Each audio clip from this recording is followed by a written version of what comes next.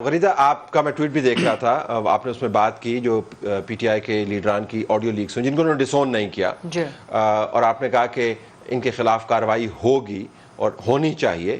دونوں الفاظ آپ نے شاید استعمال کیے.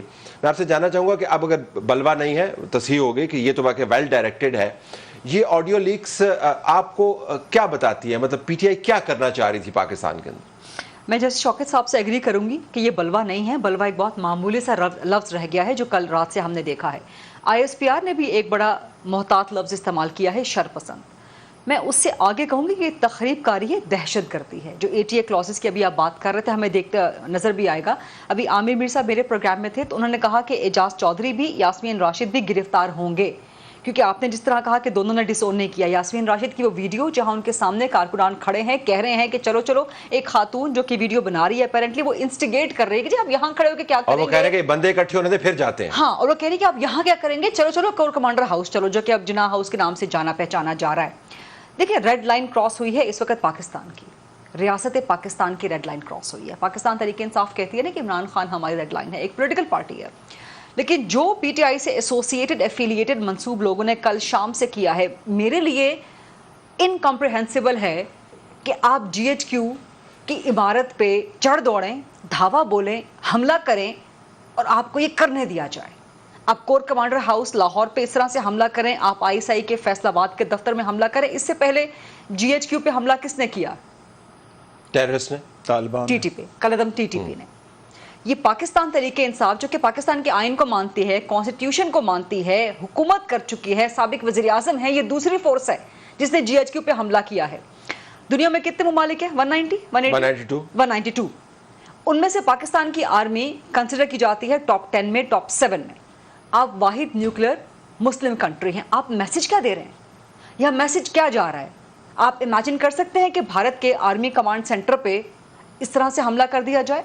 آپ امیجن کر سکتے ہیں کہ پینٹاگون جو کہ وہاں کی ڈیفنس منسٹری ہے، وہاں پہ آپ کو بندہ کو اس طرح سے نظر آئے 100 میٹر کے قریب تک اس کو شوٹ کر دیا جاتا ہے اسٹینڈنگ. پینٹاگون تو خیر دور کی بات ہے. میں آپ کو بتاؤں کہ NYPD اگر آپ کو کہے کہ آپ نے ٹریفک رول کی وائلیشن کی ہے، نیو یارک کی پولیس، اور آپ رجسٹ کریں درجنوں واقعات ایسے، دل شوٹ یو. طلعت صاحب، وہ یہ نہیں، ہم جسٹیفائی نہیں کرتے، دل شوٹ یو. جو ویل نون جرنلسٹ، آپ کو سب کوئی جانتے ہیں. آپ GHQ کے گیٹ کے باہر 2 سیکنڈ گاڑی کھڑی کر سکتے ہیں؟ میں نہیں کر سکتا. نہیں کر سکتے. میں اس کے اوپر آؤں گا، but I have an explanation for that. میرے پاس معلومات کی بنیاد پر ایکسپلینیشن، اس کے اوپر میں آؤں گا. جج صاحب، عمران خان کو پھر چھوڑ دیں.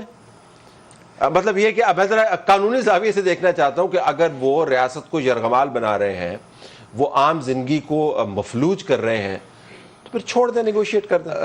دیکھیں طلعت صاحب، میں ایک آپ کی اجازت سے، منیب صاحب نے 2014 کا ریفرنس دیا، اور ہم اس ساری ڈیبیٹ میں نا ایک بہت امپورٹنٹ سال بھول جاتے ہیں، اور وہ ہے 2016 والا، جب عمران خان صاحب نے اسلام آباد کے لاک ڈاؤن کی کال دی تھی. جی، میں اس وقت اسلام آباد ہائی کورٹ کا جج تھا، اور میرے پاس یہ، میں آج آپ کے پروگرام سے یہ میں ایک ڈسکلوئر کر رہا ہوں، اور بہت بڑا امپورٹنٹ ڈسکلوئر ہے. میرے پاس ایک صاحب آئے، اور وہ مجھے لگ رہا تھا کہ وہ کسی انٹیلیجنس ایجنسی کے ہیں. تو انہوں نے مجھے کہا کہ سر، اس طرح میرے آگے کرتے ہیں، sir you are the only person جو مجھے روک سکتا ہے کہ میں یہاں 1200 بندہ نہ ماروں. اچھا، آئی واز شاکڈ. میں کہا آپ ہیں کون اور کیا کریں؟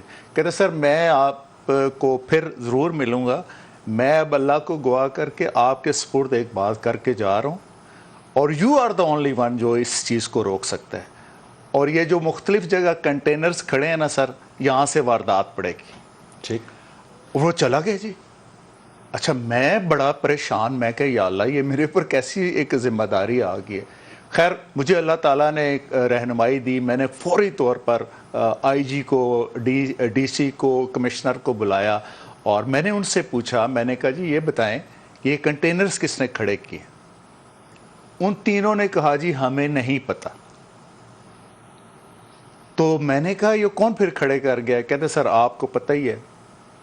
مجھے فوری طور پر جو بات یہ سمجھ آئی، اگر اف یو ریکال، کہ میں نے انہیں کہا جی کہ شام 4 بجے سے پہلے یہ سارے کنٹینرز موو ہونے چاہیے. ٹھیک.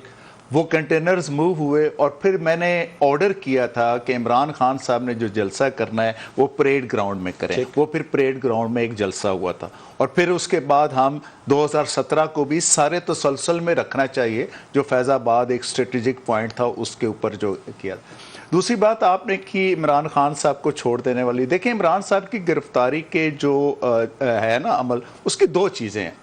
ایک ان کے خلاف کیس کا ہونا, اس کا انڈر انویسٹیگیشن ہونا, اس کا ڈیو پروسیس ہونا, پھر ڈیو پروسیس کے نتیجے میں سیکشن 24 آف نیب آرڈیننس کے تحت ان کا وارنٹ جو ہے اس کا جاری ہونا, اور پھر اس وارنٹ کی ایگزیکیوشن کے لیے جو ایک پارٹی کا ایک ایکیوز تک پہنچنا. یہ ایک آسپیکٹ ہے. اس کے بعد یہ ہے جی کہ وہاں پہ کچھ مس ہینڈلنگ ہوئی اور پراپر طریقے سے یہ نہیں ہوئی, وہ ایک دوسرا آسپیکٹ ہے. اس جس کو کا ہائی کورٹ کے چیف اس جسٹس کا نے نوٹس اس بھی کو لیا. آپ زیادہ سے زیادہ بے قاعدگی کہہ سکتے ہیں, غیر قانونی آسپیکٹ اس کو نہیں کہہ سکتے. اور پھر ساتھ ہمیں یہ بھی فرق ڈرا رکھنا چاہیے کہ کمرہ عدالت اور احاطہ عدالت میں فرق ہوتا ہے. کمرہ عدالت میں ہماری روایت یہ ہے کہ ایکیوز کو اریسٹ نہیں کیا جاتا, لیکن جو ہی وہ کمرہ عدالت سے احاطہ عدالت میں آتا ہے تو پھر اس کو اریسٹ کر لیا جاتا ہے. یہ سپریم کورٹ سے لے کر لور کورٹ تک یہی پریکٹس ہے. کیوں چھوڑ دیا جائے عمران خان صاحب کو معذرت کے ساتھ؟ نہیں میں ابھی اسی طرف آ رہا ہوں. میں یہ چھوڑنے کی طرف نہیں آ رہا. میں دیکھیں, اگر آپ نے ایک ان اکارڈنس ود لا ایک ایکیوز کو جو اریسٹ ہو چکا ہے اس کا فزیکل ریمانڈ دیا جا چکا ہے, ڈیورنگ ریمانڈ تو بیل نہیں ہو سکتی بٹ ٹو ٹاک آف کہ ان کو ریلیز کر دیا جائے, تو پھر آپ ساری جیلیں خالی کر دیں. پھر آپ اس ملک کے اندر یہ قانون بنا دیں کہ کسی کے خلاف کوئی مقدمہ درج نہیں ہوگا, اور جن کو سزائیں پہلے ہو چکی ہیں ان سے ریاست پھر معافی مانگے. آپ کو پتا ہے آپ کے اس جملے میں کتنی ستم ظریفی ہے, کیونکہ یہ ایگزیکٹلی یہ تین جملے جو ہیں عمران خان کہا کرتے تھے اور یہی کہتے تھے کہ طاقتور کے لیے قانون اور ہے, اور پھر آپ جیلیں خالی کر دیں اور سب کو رہا کر دیں. But let me quickly before the break go ahead. میں ایک سے کوئک کمنٹ کرنا چاہ رہی تھی کہ یہ سوال ڈیفینیٹلی یہ سوال ہو رہا ہے, پی ٹی آئی کے ورکرز یہ سوال کر رہے ہیں, لیکن کیوں چھوڑ دیا جائے؟ نمبر 1, پھر آپ ریاست کا وجود ختم کر دیجئے, پھر آپ قانون کا وجود ختم کر دیجئے. پختون قوم کے ساتھ جو ہوتا ہے کیوں نہیں چھوڑ جاتا ان کو؟ بلوچ قوم کے ساتھ جو ہوتا ہے, سندھیوں کے ساتھ جو ہوتا ہے, مہاجر قوم کے ساتھ جو ہوتا ہے, کچھ پنجابیوں کے ساتھ جو ہوتا ہے, مسلم لیگ نون نے جو کچھ فیس کیا, پیپلز پارٹی نے جو کچھ فیس کیا, جیلیں کاٹی نا. علی وزیر کے ساتھ کیا کچھ ہوا؟ علی وزیر نے تو اس کے مقابلے میں کچھ بھی نہیں کیا, چند الفاظ کہے تھے نا. کتنے سال تک فیس کرتا رہا وہ. ایم کیو ایم کے کتنے ورکرز آج تک, ایم کیو ایم کے کتنے نوجوان ورکرز آج تک لاپتہ ہیں. کیا کیا انہوں نے؟ کیا اس کے مقابلے میں زیادہ کرائم کیا اسٹیٹ کے خلاف انہوں نے؟ This is unprecedented. Okay, let me take a quick break. واپس اس کے اوپر کہ پھر آنے والے دنوں میں اب جو کیسز بنیں گے وہ ان کی نوعیت کیا ہوگی اور اس کے اوپر جو رد عمل آئے گا اس کی اپنی امپلیکیشنز ہوں گی, سیاسی بھی ہوں گی اور معاشرتی بھی ہوں گی.